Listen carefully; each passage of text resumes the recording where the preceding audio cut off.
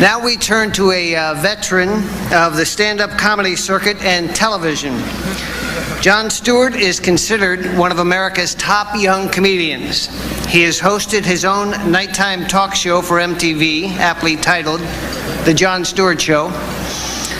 His recent television credits include a live one-hour HBO comedy special, Jon Stewart Unleavened.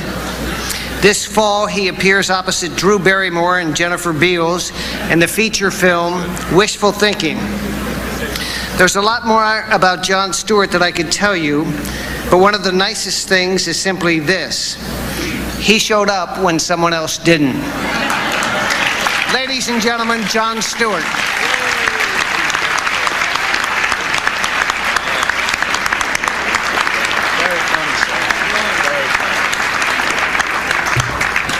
Thank you very much, Mr. President, Mrs. Clinton, Vice President and Mrs. Gore, White House correspondents, distinguished guests.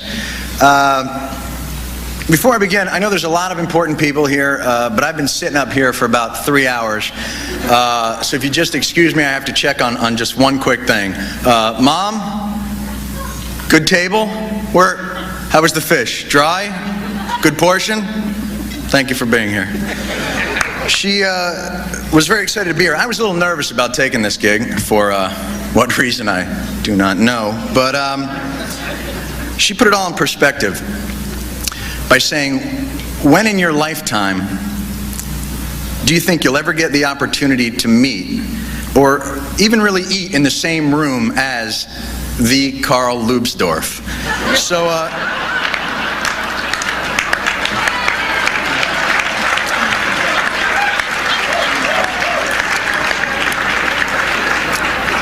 they told me that name would work. I really don't know who he is.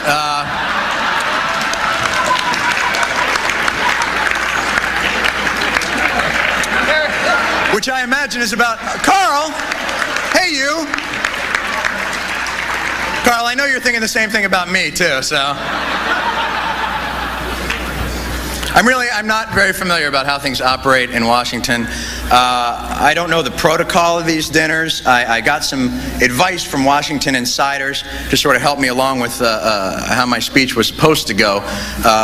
Senator Moynihan said, make the speech bipartisan. Don't offend. Senator Lott said, be concise. And Senator Byrd said, no dogs.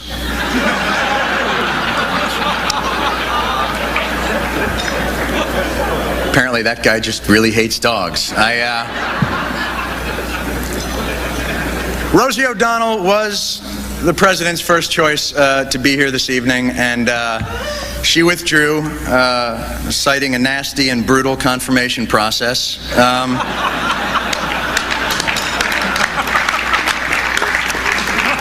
I wasn't even the second choice. Dennis Miller was the second choice, but he got hung out by an illegal nanny technicality. But isn't that what the confirmation process is all about here in Washington? Weeding out the truly qualified to get to the truly available.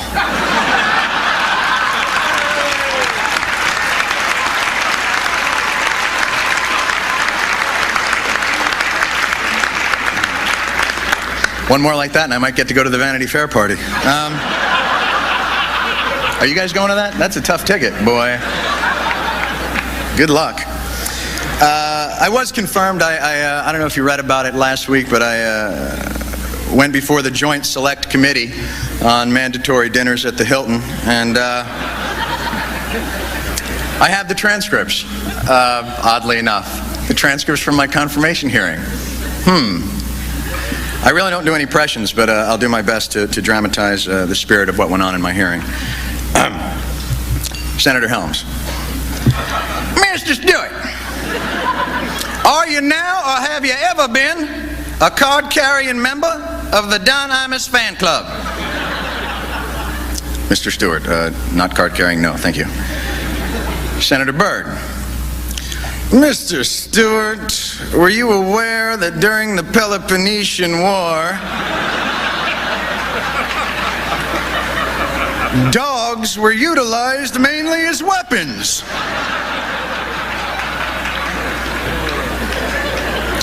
No, I didn't know that. Are you sure you don't have a dog? Yes. Have you ever caught a Frisbee in your mouth? No, I have not. I don't know why he sounds like Charlton Heston, but that's as good as I go.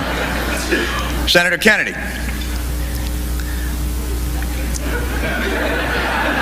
Mr. Stewart, can you tell this committee the difference between a Rob Roy and a Manhattan? Sugar and crushed fruit in the glass? I vote to confirm.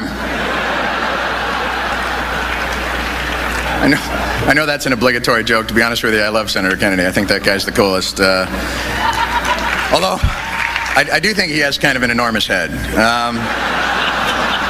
Honestly, it doesn't even look like a head. It looks more like a container for a head.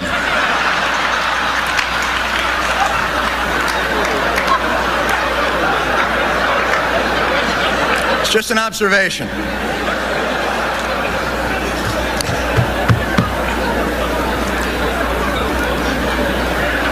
Congressman Patrick Kennedy. Well, they're giving him a shot on the Joint Select Committee. Congressman Patrick Kennedy.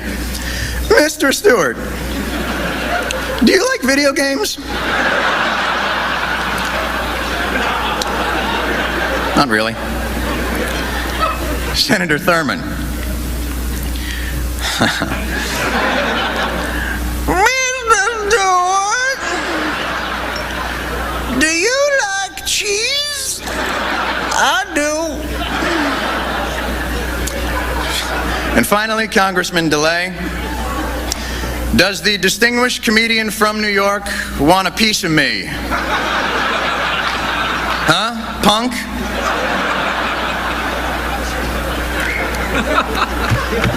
But I am very happy to be here, and let me just say this is the nicest Seder I've ever been to. Today is, for my people, the Jewish people, the 6th night of the holiday Passover, or as Pat Buchanan refers to it, Saturday. I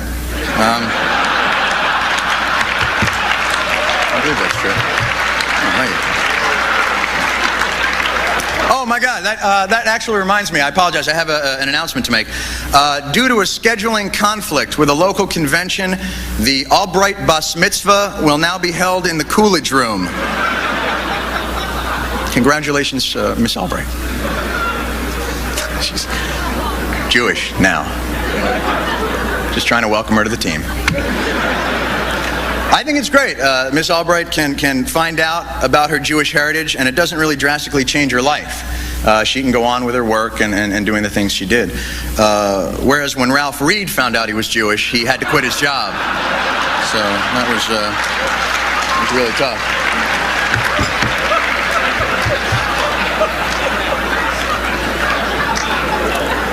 Apparently that didn't fly where he works. I don't...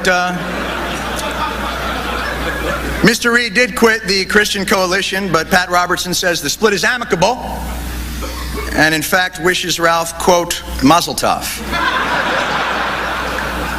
Although Pat's a little annoyed, he has to change the name of his show to the 699 Club. Sorry, isn't that McCurry's job? I have an announcement right here. Thank you very much, Terry. Oh, wow. Pierre Salinger has just announced he has definitive proof that tonight's coffee has been replaced by Folgers Crystals. Apparently he has videotape and chat room transcripts. He says it's all going to be in his new book, If You Knew What I Knew, It Would Curl Your Eyebrows.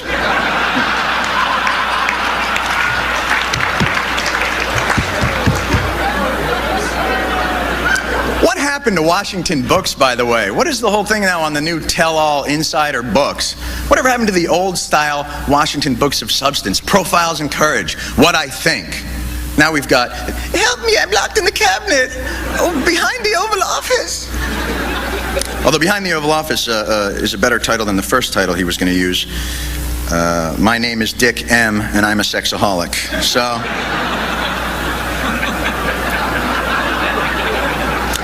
guess I'm not going to that party after all. Speaking of Mazel Tov here, there are congratulations in order, apparently, in marriage. Mr. Greenspan and Andrea Mitchell were married. That's excellent news. Miss Mitchell, you must be thrilled. I mean, in the drab workaday world of journalism, how can you not be swept off your feet by the electrifying charisma of a veteran economist?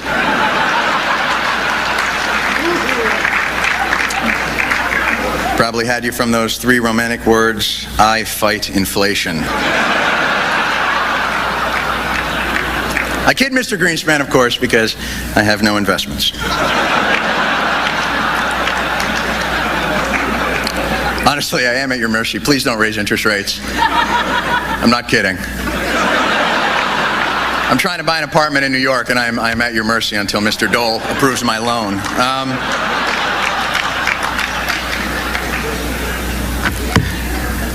Speaker Gingrich did get a loan from Mr. Dole, $300,000. They say he got a sweetheart deal, but I think he ought to make prompt payments on that. Mr. Dole seems like a pretty tough customer, and I think one guy here on crutches is enough.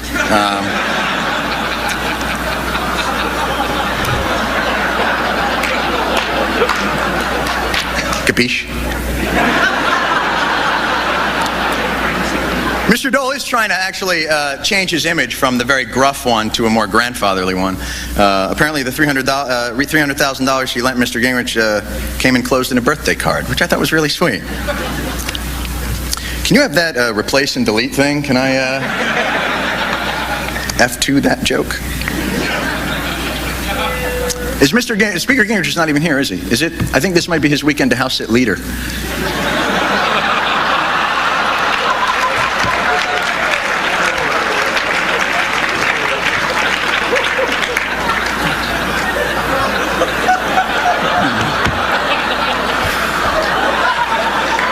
He's back. There are a lot of celebrities here this evening. It's a tradition of the association dinners that actually began, I did some research, began at the first dinner in 1921 when Mary Pickford came as a guest of John McLaughlin, which I thought was really interesting.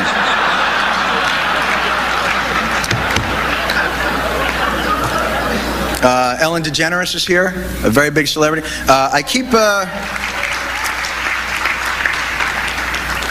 I commend her courage, actually, in coming out with her sexuality, at much personal risk, I might add. Although I still believe it's an elaborate ruse to keep Larry King from hitting on her. But,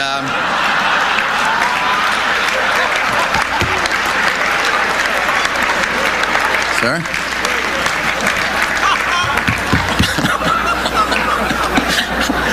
Apparently he's a flirt. I watch ESPN. I have no idea. I did see Ellen's interview with Diane Sawyer, and it was last night, and I thought it was really moving. And I thought this was really interesting. She said that her first experience in that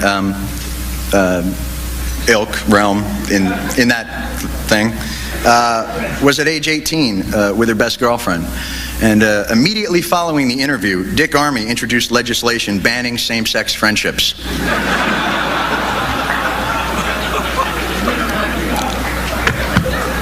I blew that one. That was a good one, too. Yeah. But all these celebrities are surely a boon for C-SPAN. I would bet tonight that they are almost sure to double their viewer. Even though we are preempting the regularly scheduled program, Blue Goose, The Making of a Podium. You know, we actually had something like C-SPAN where I used to work, only we called it a security camera.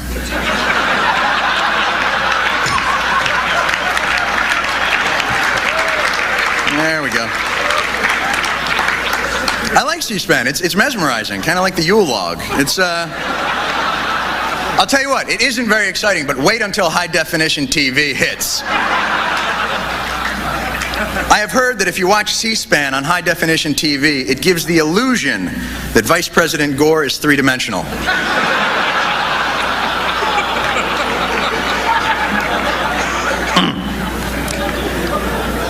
I cleared that. There are a lot of big issues here on the table here in Washington. Right now there's some debate in Congress about the FDR Memorial. I don't know if you're familiar with this, but there's some interest groups that are concerned with historical accuracy, and they're lobbying Congress. Some say FDR should not be in his wheelchair for the memorial. Some say he should be standing. Some say he should be having a cigarette. Some say not. Some say Eleanor's statue should not have fur on it. So they actually did a poll in USA Today on Friday, I guess to give Congress sort of a feel for how regular Americans feel about that issue, and the results are really interesting. 8% felt he should be in the wheelchair, 12% said he should be standing, and 80% said pass a budget. So I thought that was interesting. You got to nip these people in the bud with the statues and the interest and the whole thing. I've heard it's already spread now to the Lincoln Memorial.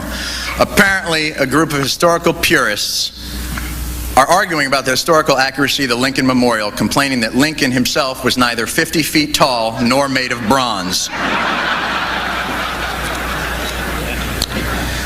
But Washington has always been a hotbed of social protest. I guess the biggest recent one was the Million Man March, or as many of you probably remember it, that day we called in sick.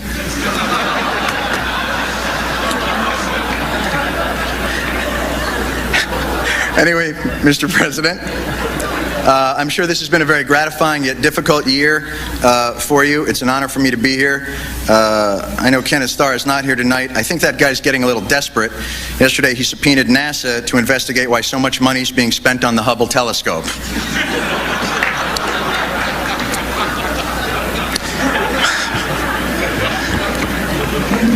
Nope, nope, nope, nope, nope.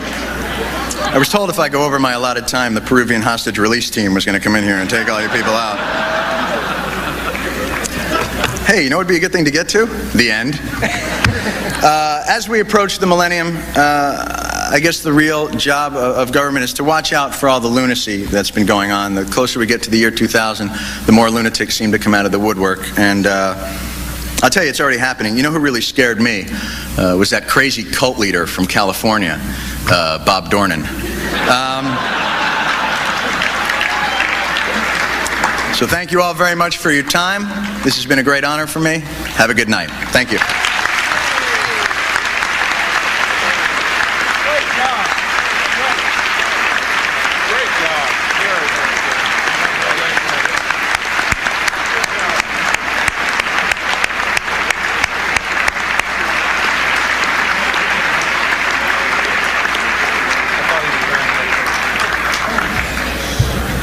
Thank you, John.